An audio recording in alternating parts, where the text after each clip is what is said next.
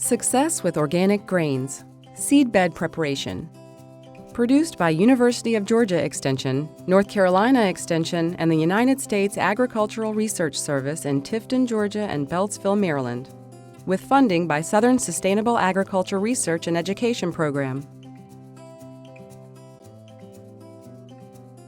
Agronomists often say that your highest yield potential is the day the seed goes in the ground. There are many things a farmer can't control over the growing season, but getting your crop started off right with a good seed bed is one thing you can do to maximize yields. Although each farm may take slightly different approaches depending on the equipment available, soils, and weather, there are key things to strive for when preparing a good seed bed for planting. Conditions that influence crop stand and uniformity of crop stand are essential in order to achieve maximum crop yield potential. And this can be achieved by simply striving for good soil-seed contact, which is a function of soil tilth, equipment configuration, and the overall sum total of what the seedbed preparation practices are. But one of the real benefits and understated benefits of a uniform crop stand is the fact that's a form of cultural weed control. The crop is ahead of the weeds. And when this is the case, every subsequent weed control practice stands to be successful, which is essential in organic crop production. Tillage may be necessary to prepare good seed beds and to manage weeds. This is particularly true with crops like wheat and canola.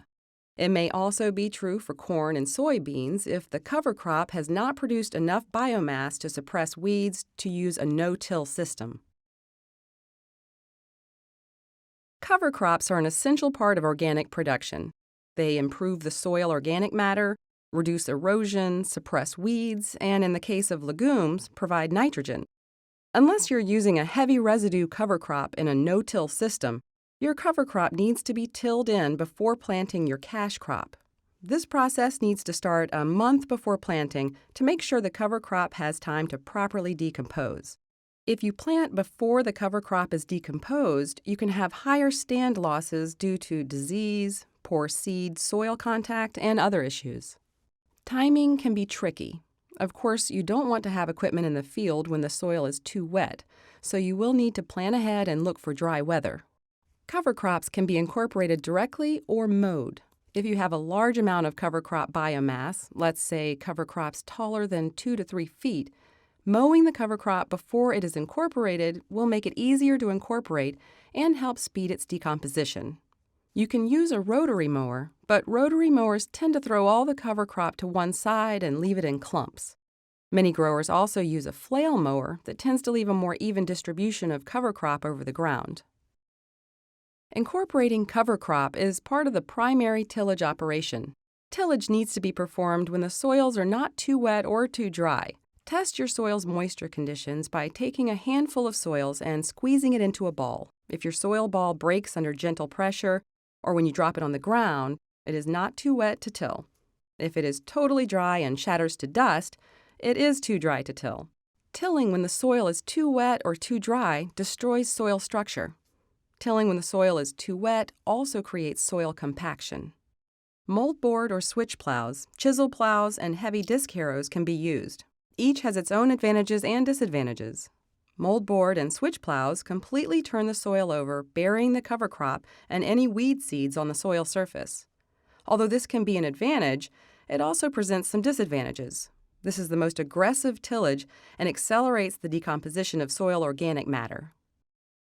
Soils in the southeast naturally have fairly low soil organic matter due to the hot, humid conditions that generally prevail. Tillage breaks down soil structure and adds oxygen, creating a burst of growth from soil microorganisms which decompose the organic matter. The carbon that is the primary building block of soil organic matter is lost to the atmosphere as carbon dioxide.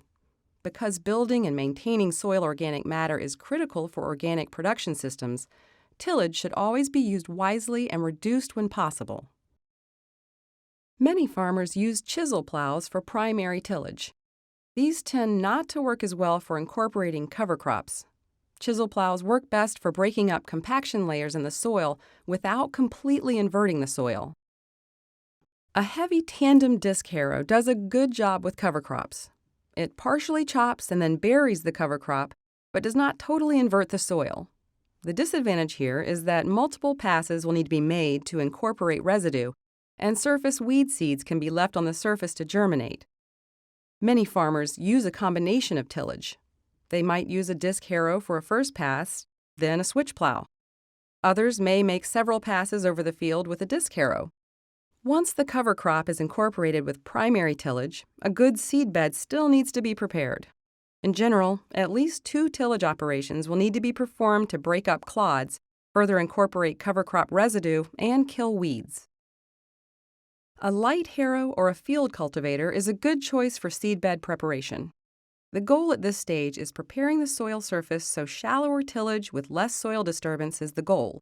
Use the lightest implement possible for the soil conditions. The second pass should be 4 days to 1 week after the first primary tillage. This allows weed seeds to begin to germinate, but kills them in the thread stage before they are able to establish themselves. Thread stage weeds are very small, so shallow tillage should be done before you can really see the weeds. Once you can see them, shallow tillage doesn't work. Shallow tillage also won't work with perennial weeds. If possible, till in the morning of a sunny day. This should leave the tiny weeds on the soil surface exposed to the sun to dry out. You may need to conduct a third tillage pass about 1 week after the second to continue weed management and to continue preparing the soil.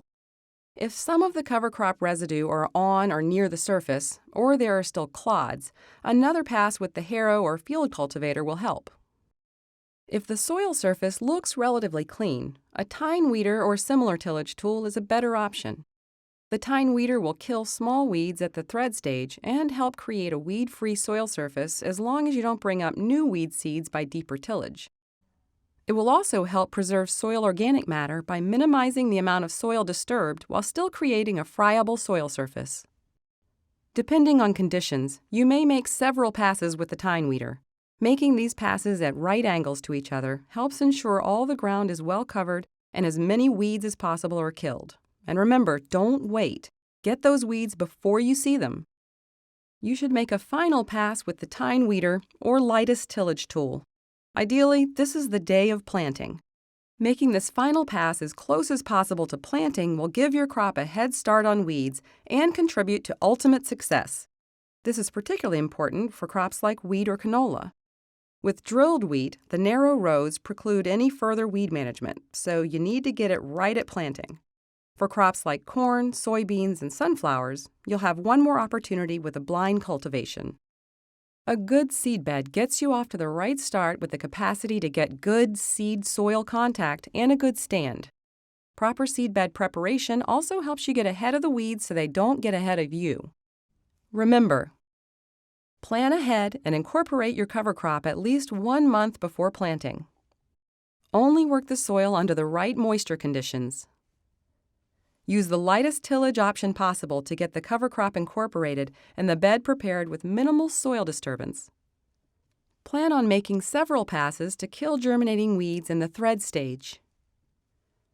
Do a light cultivation as close to planting as possible, and if the crop will allow, try a blind cultivation after planting to help control in-row weeds. Now that we've discussed some good seedbed preparation practices, be sure to download Steel in the Field, a farmer's guide to weed management tools from the SARE Learning Center at the address listed on the screen. For additional questions specific to your area, contact your local Extension office. Find your local Extension office by using the address listed on the screen.